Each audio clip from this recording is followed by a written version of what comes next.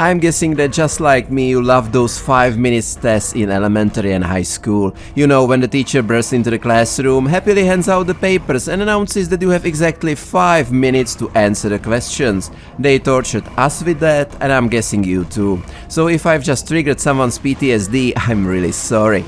Anyway, I'm sure you get the point of this type of review. They will last 5 minutes at most.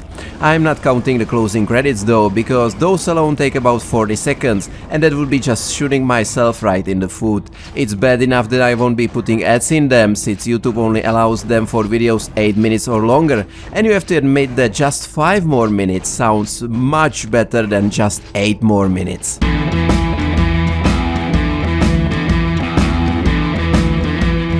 And I know it might be strange to make my first just 5 more minutes video about the legendary Quake, but there's a reason for it. This 19th legend is celebrating its 30th anniversary this year, and during the recently concluded QuakeCon, another chapter was added to this legend. To this legendary shooter, another episode celebrating the aforementioned anniversary titled Dawn of the Machine. Once again, it's the work of the Swedish studio MachineGames, and all owners of the remastered version of Quake received it completely free, which struck me as the perfect opportunity to put together a 5-minute review, since I'd like to make a full-length video about Quake one day. Except I've never actually played it, so that's all the more reason to start, in my typical fashion, from the end. To wrap up this introduction, I'd like to take one more small detour, since I've just finished reading the book Masters of Doom, and right after that John Romero's biography. I'm even happier when I see some of the photos from QuakeCon. Anyone familiar with the history of development of Quake probably has a good idea of what I'm talking about. Dawn of the Machine offers a whopping 19 new maps accompanied by a new soundtrack, and the main plot revolves around the search for the Nightmare Machine so that the Ranger can escape an endless time loop. Right from the first map, players will find a bunch of locked doors that says, "Hey, you don't have this rune," or "that rune," and if that reminded me of anything, it was the missing master key in the recent Revelations DLC for Doom the Dark Ages.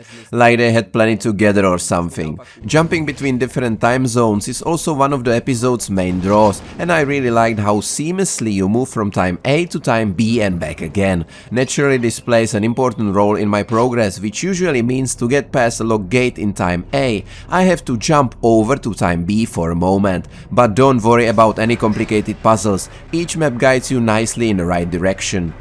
As for my own experience, it took me the first few minutes to realize that I was playing a fast-paced 19th action game and to adjust my playstyle accordingly. That means moving quickly and reacting fast. In this regard, I imagine veterans of the first Quake will be satisfied, as they will be with the new variations of familiar enemies and weapons. Of course, the legendary quad image is also present.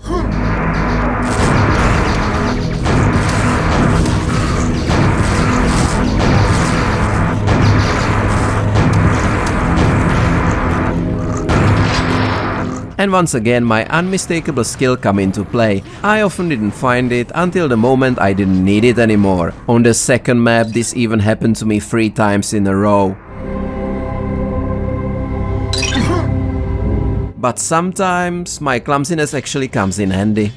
Pragmatically, I opted for a normal difficulty, and I can't complain that it's overly easy. I often run out of ammo for my weapons. Even with the backpacks, I find that increase the maximum capacity for each type, so the game frequently forces me to switch weapons, which is also really nice. On the other hand, I can't say I've gotten completely stuck anywhere. I usually reload the save mainly because, well, I could have played that section better. Or the typical oops, lava.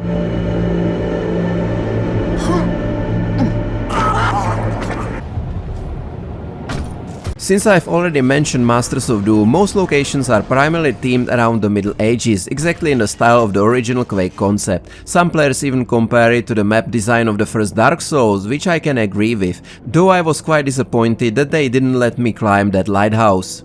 The fourth map, however, marked a pretty significant detour. I teleported to some abandoned futuristic base and suddenly found myself transported from the ruined but otherwise fairly positive medieval setting into a horror environment straight out of first Alien. Not for long though, but it was an interesting change, that's for sure.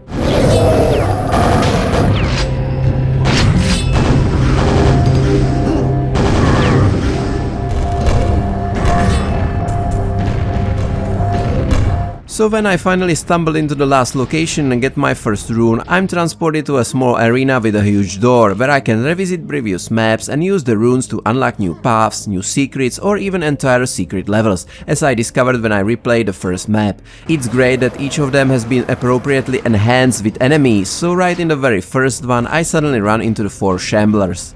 I will need 4 runes for the massive doors, and I'll admit that at first I was worried I would be forced to replay all the previous maps 4 times just to reach the very end of the episode, but fortunately it looks like it won't be the case, because even though I'm still enjoying it, going through something 4 times in a row that would be too much even for Quake.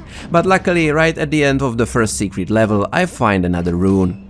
Before my final verdict, I have no choice but to mention a few things I didn't like. First and foremost, the brightness. Man, by default it's as dark as the pitch black night. I cranked brightness up to 10 and I could easily have turned it up even a few more. I get stuck on staircases quite often, just like the enemy fiend, even though their biggest problem by far is ordinary doors.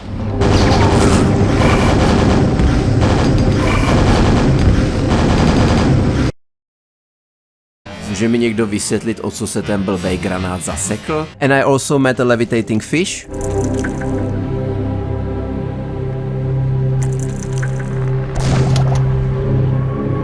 But all in all, it's awesome. Even though I'm constantly fighting the same set of enemies over and over with the same weapons, I'm still having fun. Considering that with any other game I would be already criticizing how repetitive it is and how it's running out of steam, in Quake's case, to my own surprise, it still works, even after 5 hours. So, what can I say? If you've bought the Quake remaster, this is a no-brainer. After all, you got it for free in an update. I would go so far as to say that in terms of technical execution, map size or even creativity, this is the best Quake we will ever see. The first episodes are legendary. Ty vole, už zase? Ještě řekni, že ne. This is just the icing on the cake.